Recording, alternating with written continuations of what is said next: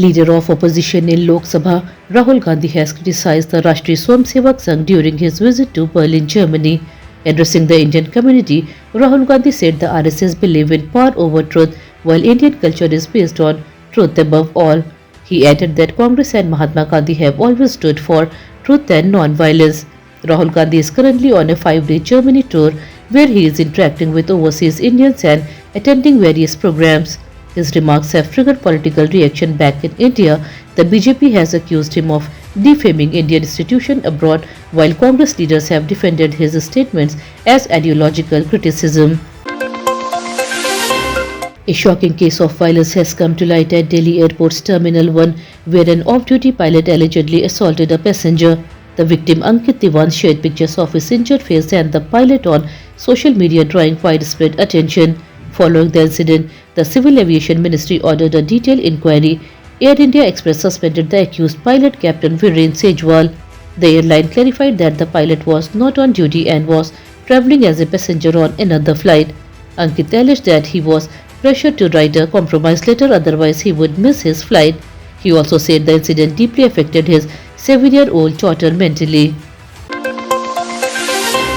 A tragic accident occurred in Assam's Hojai district where the Sialdah New Delhi Rajdhani Express hit a herd of elephants. 7 elephants died on the spot, while 1 elephant calf was seriously injured.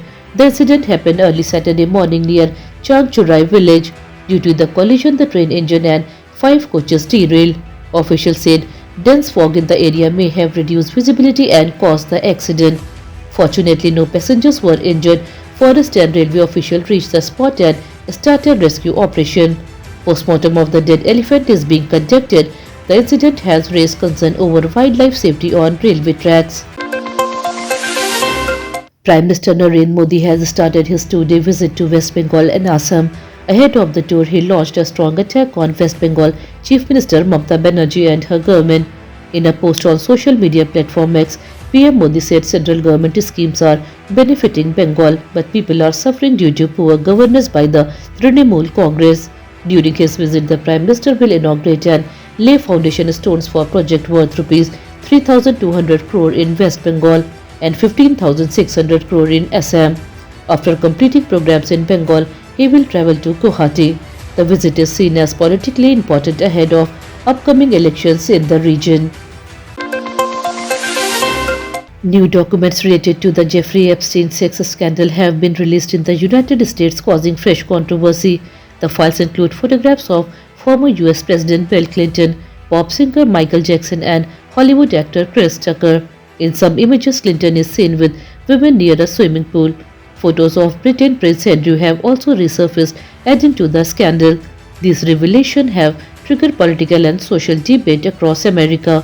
While the presence of photographs does not prove wrongdoing, the disclosure have revived public scrutiny of Epstein network and the powerful people associated with him. Authorities continue to face pressure for transparency and accountability in the case. The United States has carried out major airstrike on ISIS target in Syria, destroying around 70 locations linked to the terror group. The operation has been named Operation Hawkeye. According to the US official, the strikes were launched in response to the recent killing of 2 American soldiers and 1 translator in Syria. Terrorist hideouts, weapon storage facility and training camps were targeted during the operation. US President Donald Trump said the action fulfilled his promise to act strongly against terrorism. The US military stated that the mission aimed to weaken ISIS operational capacity. The strike have increased tension in the region, with global attention focused on West Asia. Political tension has escalated in Bangladesh following the death of Sheikh Hasina's opponent Usman Hadi. Radical group linked to Inqilab Manch and Jamaat organized march towards the India-Bangladesh border demanding Hasina be handed over. Religious slogans were raised in Chattogram, increasing fear of unrest. Usman Hadi's body was brought from Singapore to Dhaka and his last rites are scheduled today. Anticipating trouble, Bangladeshi police have tightened security across sensitive areas. The Indian Army has also gone on alert. The Eastern Command chief visited the border region to review security arrangements. Authorities on both sides are closely monitoring the situation to prevent violence. Coal prices continue to rise sharply in the domestic market and have reached rupees 1.31 lakhs per 10 grams, reflecting strong demand and global uncertainty. At the same time, silver prices are holding firm above the rupees 2 lakhs per kilograms mark, making precious metal expensive for buyers. Market experts say global trends, dollar movement and geopolitical tension are supporting high prices. Meanwhile, JSW MG Motor India has announced a price hike on its car. From January 1st, 2026, all JSW MG vehicles will become costlier by around 2% due to rising input and operational cost, impacting customers planning new purchases. Team India is set to announce its squads for the upcoming T20 World Cup today, and fans are eagerly waiting for the final list. The biggest talking point is that Shubham Gill and Sanju Samson are almost certain to be included based on their recent form and consistency.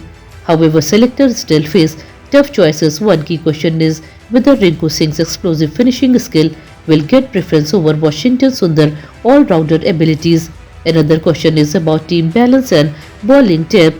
The final squad selection will play a crucial role in India's World Cup strategy and chances of success in the global tournament. Rajasthan faced severe cold as Fatehpur and Mount Abu recorded a temperature of 4 degrees Celsius. Delhi saw dense fog in the morning, leading to poor visibility. Due to bad weather, 129 flights were cancelled at the Delhi airport. Roads and rail services were also affected. In Uttar Pradesh and Bihar, cold-related incident caused 6 deaths. As the safety steps, schools were closed in 11 districts. Authorities have advised people to stay indoors and avoid early travel and follow weather alerts until conditions improve. That's all for today's bulletin. We'll be back with more updates next time. Until then, this is Tamanna Rizvi signing off. Have a good day.